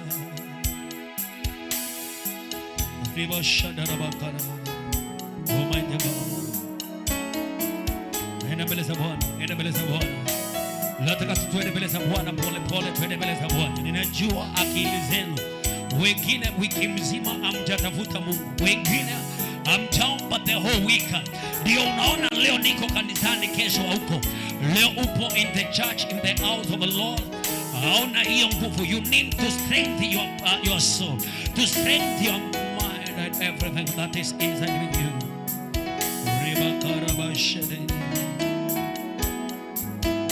Oh my God.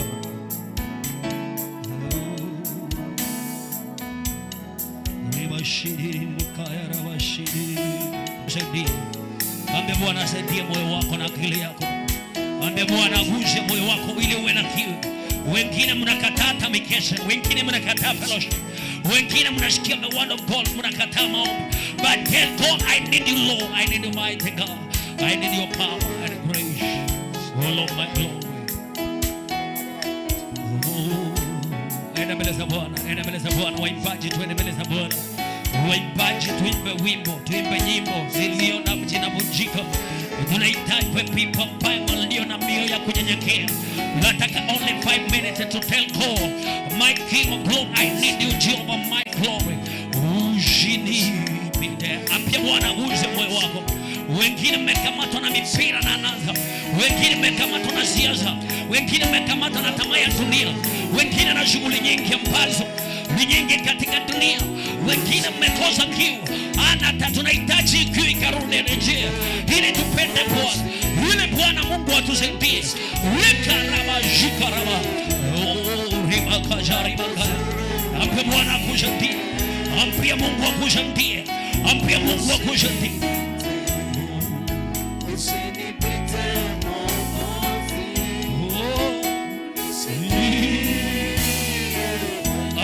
Ambia Bwana asikupite.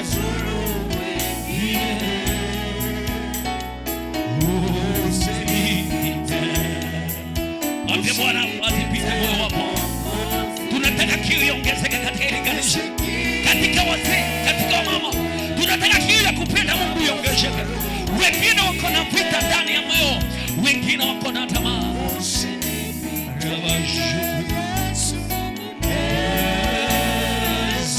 Ambia Yesu asikupite. Oh my God.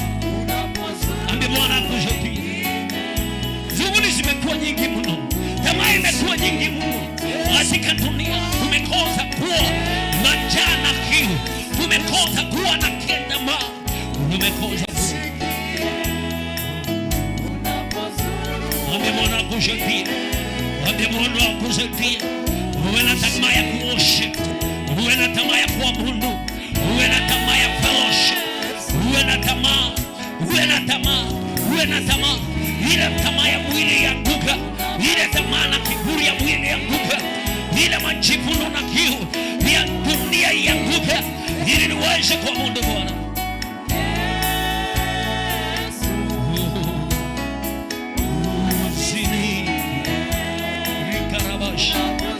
Ambia Bwana asikupite. Wengine vijana wamekuwa na tamaa nyingi. Tunawaambia vijana waombe, Bwana anakataa. Tunawaambia vijana watafuta Mungu. Nani atabadilisha hali hii? Nani atabadilisha hali hii? Bwana, tutaomba kama Daudi. Tuseme mioyo yetu iko na tamaa. Tuseme akili zetu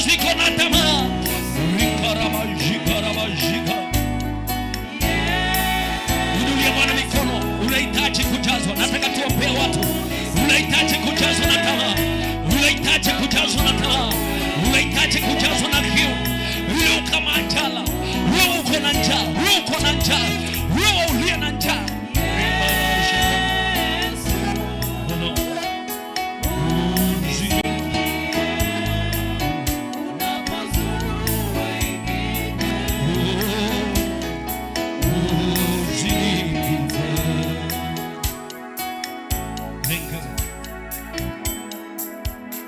nataka tuweze kuombea. Bwana Yesu asifiwe. Before niombee women, kwa sababu tunataka Mungu aweze kusaidia women of the church.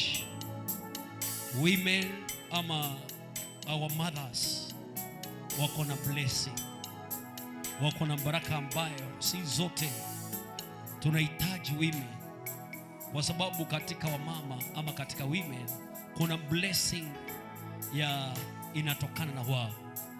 Hata ya giving, wamama ndio watu ambao huwa wanapeana, wameleta watoto, wameleta uzazi katika dunia. They are blessed, wamebarikiwa. Tunahitaji EQ na njaa ya neno la Mungu ikawe katika women. Ikiingia katika women, wataongoza watoto wao katika kiu na njaa ya neno la Mungu. Wataongoza nyumba zao, wataongoza waume zao katika kupenda Mungu. Hallelujah. Kila saa wakiingia katika nyumba, even the time food imeiva, wanaambia watoto hapana, let us pray first. Wacha tuombe kwanza, wacha tutafute Mungu kwanza. Women wako na blessing empire. On the church we name the women empire. Watakuwa na kiu na njaa ya neno la Bwana, wakiwa na kiu na njaa ya kuingia katika fellowship. Tunahitaji women ambayo they are ready to seek the face of God. We need women ambayo they are ready to worship the Lord. They are intercessors katika nyumba la Bwana, ambayo they are ready to lead their families katika worshiping. We need women.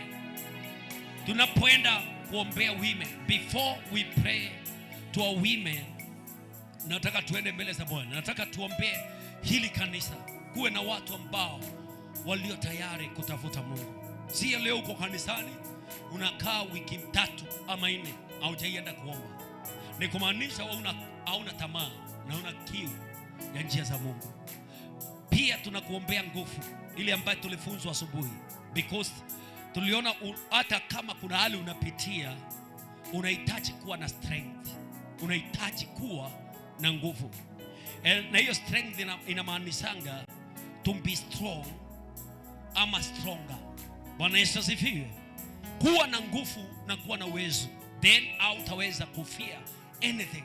Hata kama dunia iko namna gani, hata kama dunia inakupeleka aje, una pesa au una chochote, because moyo wako unavunjika mbele za Bwana, utaweza kupata nguvu.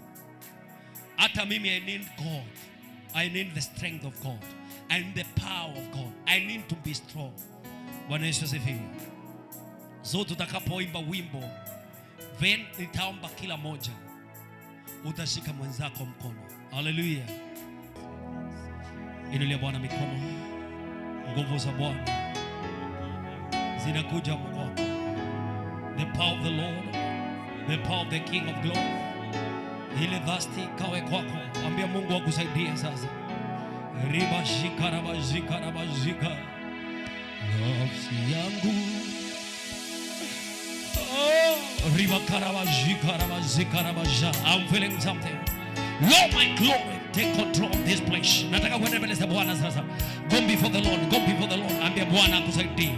Wengine mnalemewa kuingia kanisani. Ukiamka kesho unalemewa tena kuomba. Unalemewa tena kuingia katika ibada. Umekamatwa na dunia. Lord, my Lord, I release the power now because of these people. I pray, I bless these people now.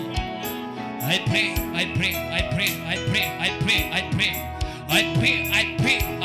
King of Glory. I pray, King of Kings. I praise you, Lord. I praise you.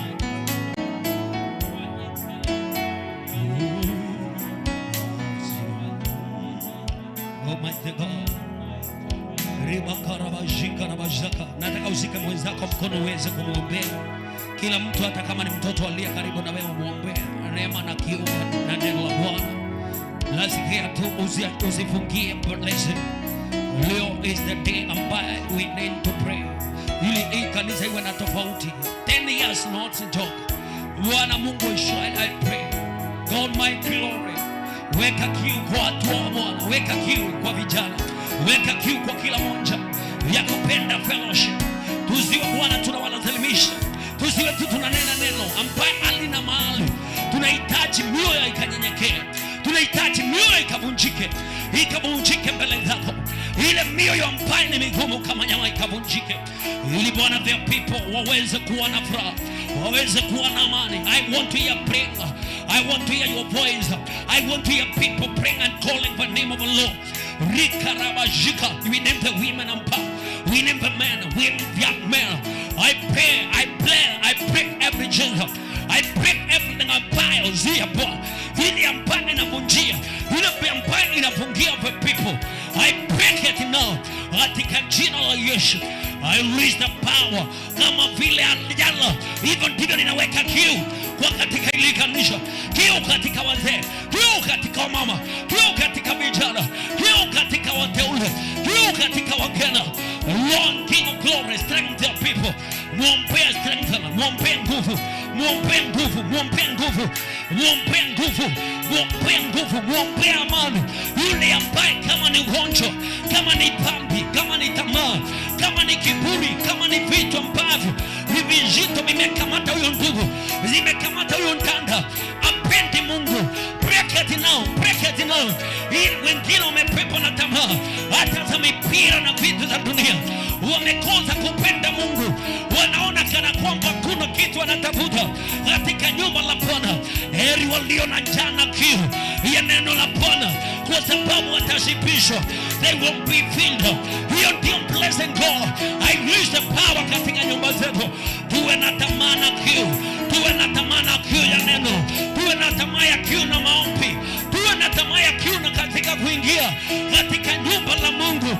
Wengine wana tamaa, wakawekwa tamaa sasa. Wakawekwa tamaa sasa, hata ya utakatifu, hata ya usafi, wakasamewa dhambi. Wengine waoshe. Pray. My brother pray, my sister pray. Open your mouth. Omba kwa nguvu. Omba kwa nguvu. Omba kwa nguvu. Omba kwa nguvu. Break vitu vyote ambavyo vinakuzuilia kuingia katika fellowship, kuingia katika kanisa, kuingia katika maombi, kuingia katika nyumba la Bwana, kuingia katika Mungu. Rikarabajikarabaukaya. Ile uhusiano wako na Mungu nini ndiyo inaondoa katika nyumba la Bwana, katika uteule, katika yuangeta. I break it now. I break it now. Chochote kizito. Rikabashara. Women kuja hapa. Women. Kujeni niwaombee. Tuendelee tu. Women wote wakuje.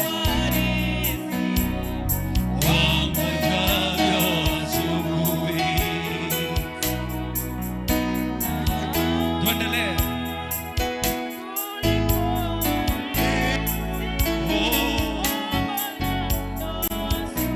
Wale wengine tuendelee tu kuimba, wengine wakiomba.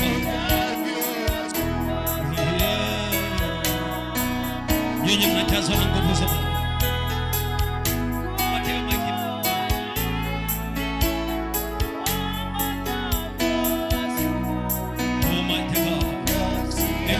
Mikono mwanza kuomba ili Bwana aweke kiu.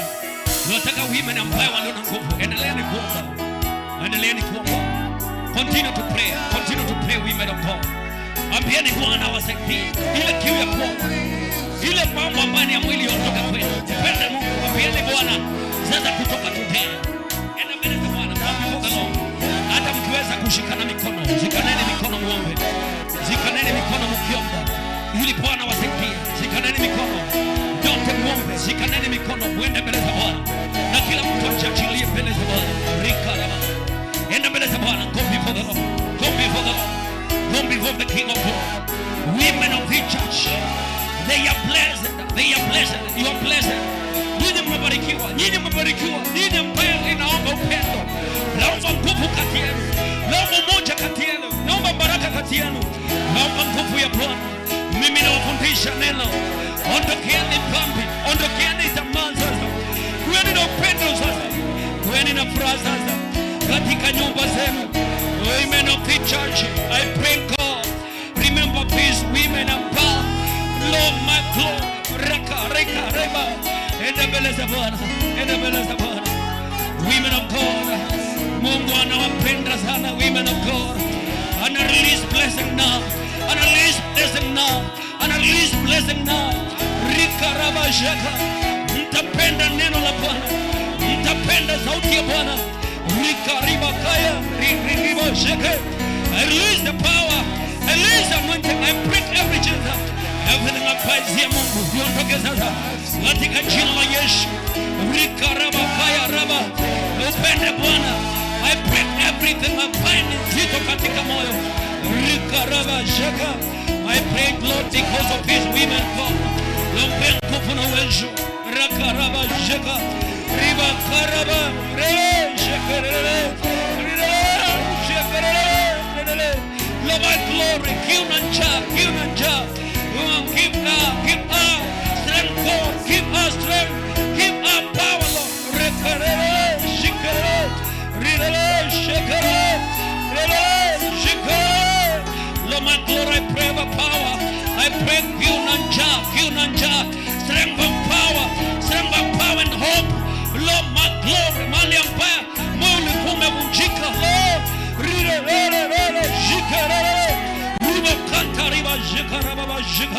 I lose the power from today. I lose the power from today. I lose the anointing from today. Receive the power. Q-Nanja, ikawe kwako. Q-Nanja from today.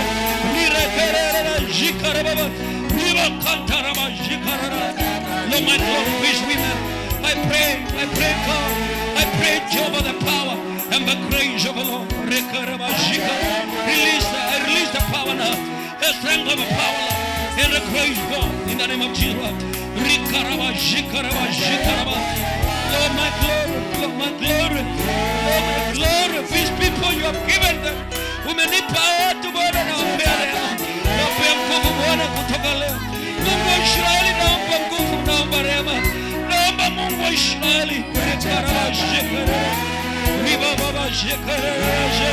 Hawalemewi tena. You're going to get power.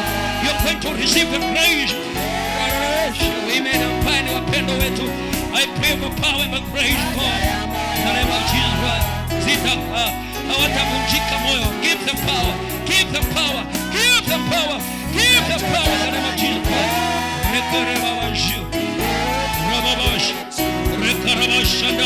I break every chains of darkness. I break the power now. I release anointing now. Hautalemewa tena sister. I release Q-Nanja ya neno katika jina la Yesu. Rika raba shanda. I break everyone. I release the power. Q-Nanja, the blessing katika familia. In the name of Jesus. In the name of the Lord. Rika raba shanda. Lord my glory, bless my sister. Bless the family now. Bless her now. Jehovah mighty, I break every chain that no chochote kizito katika moyo wako.